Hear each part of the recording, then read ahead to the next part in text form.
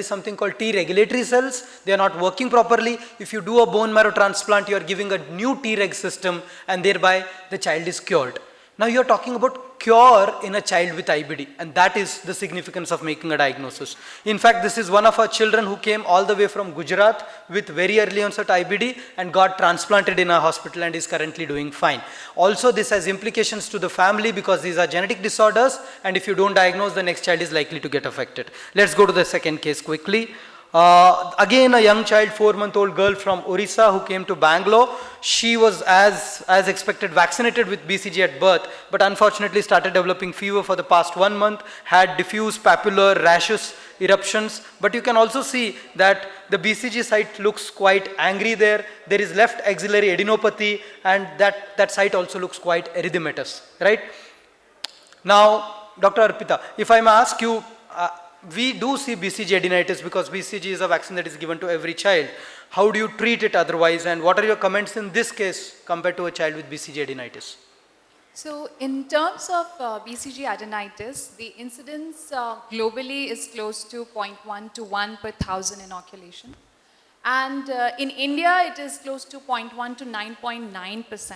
And the most recent data that I could lay my hands on was a meta-analysis and systematic review, which was done based on 21 studies and published in Indian Journal of Tuberculosis 2022, which showed an estimate of close to incidence estimate of 0.33%. So that's how common it is. I would not say it is very common, but at the same time, it's not very rare.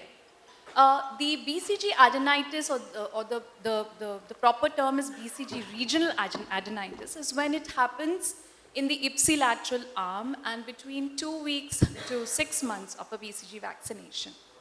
The treatment of BCG regional adenitis is categorized in 2 groups. So it depends on whether the patient is immunocompetent with no systemic symptoms, or if a patient is suspected immunodeficiency.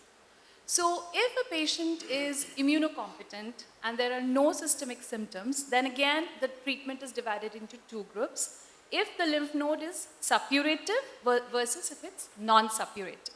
So a non-suppurative firm lymph node that is less than 1.5 centimeters, the best approach is wait and watch.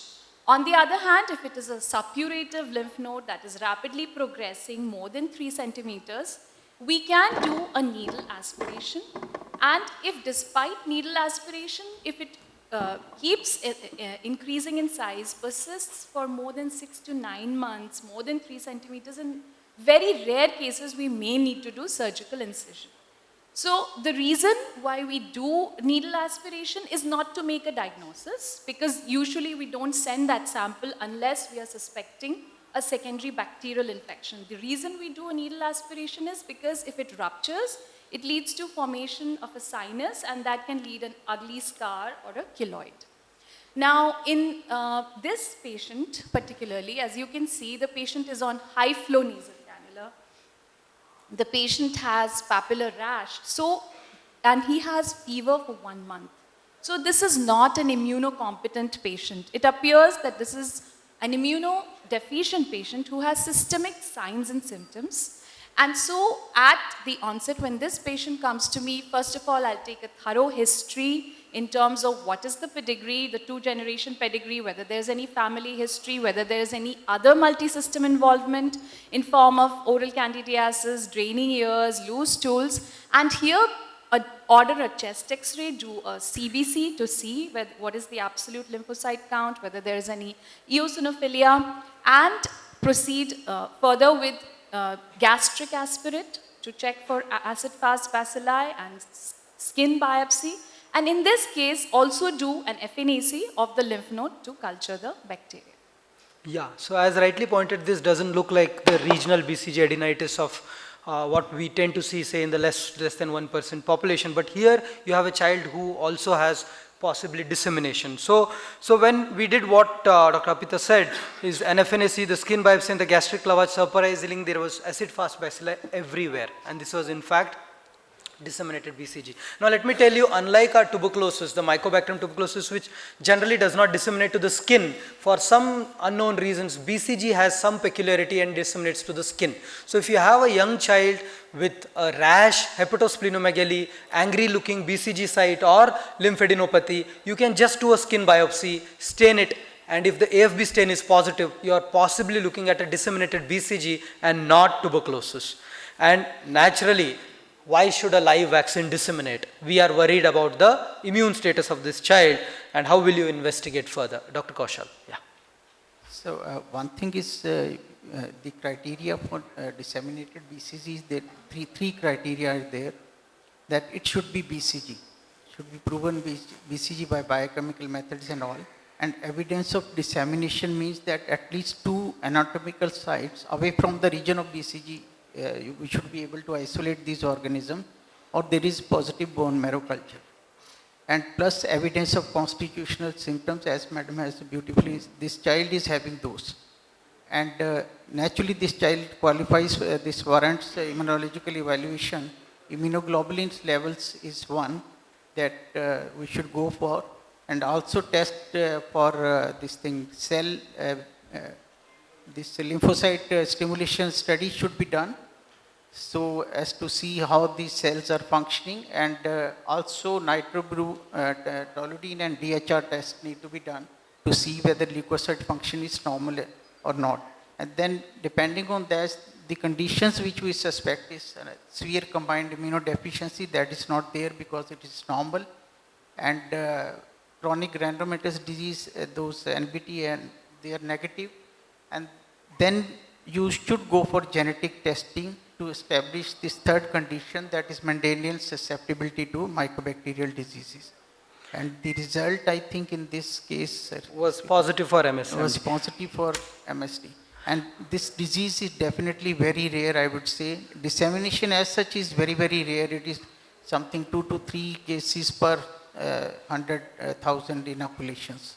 Yeah, I am sure this disease is rare, sir, I agree with you, but what we want to highlight is that when you see occasionally such a child who comes with a diffuse rash, hepatosplenomegaly, if you suspect this, then it will make a big difference to this child, number one. And number two, there are not many large number of differential diagnoses. The approach could be very, very simple.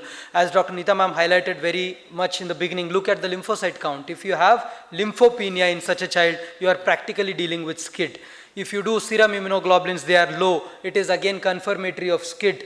And then you can simply do a NBT and DHR, which are functional studies for chronic granulomatous disease, and within 24 hours you make a diagnosis. But then when all these do not come back positive, we should not stop investigating. Fortunately, these days we don't stop investigating because exome is now very easily accessible to us, and that is where we got a pathogenic mutation that confirmed the diagnosis of MSMD.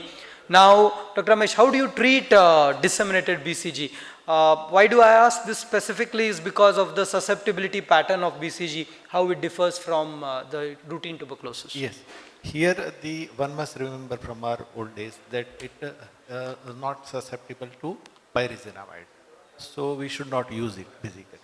So HRE and levofloxacin and HSCT, if the cause demands, then you should go for transplant.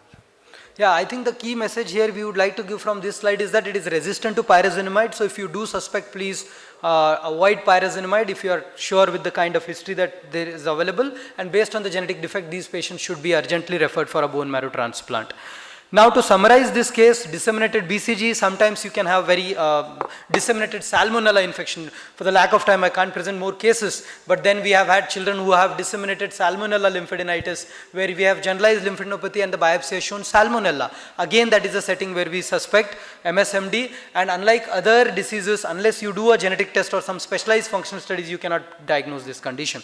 Now, what is MSMD? This is definitely a rare compared to other immune deficiencies. There is predisposition to weaker mycobacterium like BCG, and you can even get other non-tubercular mycobacterial infections.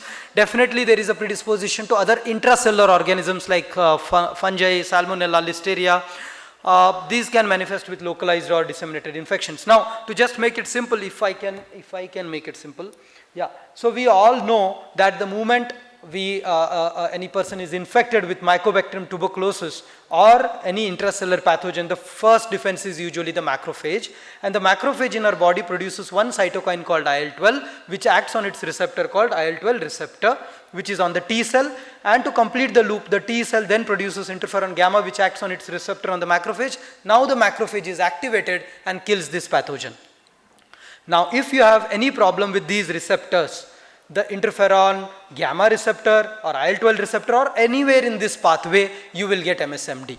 So basically it is a defect of this loop completion, and that is why the macrophage is not activated. It cannot clear the intracellular infections, and that is why the predisposition to so many intracellular pathogens. So this is a very, very simplified way of making immunology understand and make it why it is clinically relevant to us.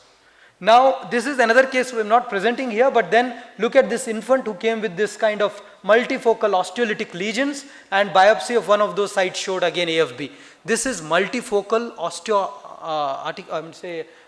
tuberculosis. Again, this cannot happen in an immunocompetent child. This is again MSMD, needs testing. So whenever you see such kind of lytic lesions, an aspiration showing AFB, and you go for a genetic test. Let's go to the next case quickly. A 4.5-year-old girl, repeated episodes of oral thrush for the past 2.5 years, as you can see. Dr. Neeta ma'am, what are the common clinical situations where you see oral candidiasis? When will you be bothered? And if you are bothered, what investigations would you do? 4 years is not a usual age for seeing repeated candidiasis. It's a younger infant, a younger baby. I would look at, quality bottle feeding or maternal hygiene, etc. Fomites is something which we would look for. Toothbrush, all these hygiene related issues should be sorted out whenever we encounter candidiasis. I would look for secondary IDs also in this child, like HIV, diabetes, etc. if you come up with this. From an immunodeficiency perspective, 4 years, severe T cell deficiencies are out. BA antibodies should not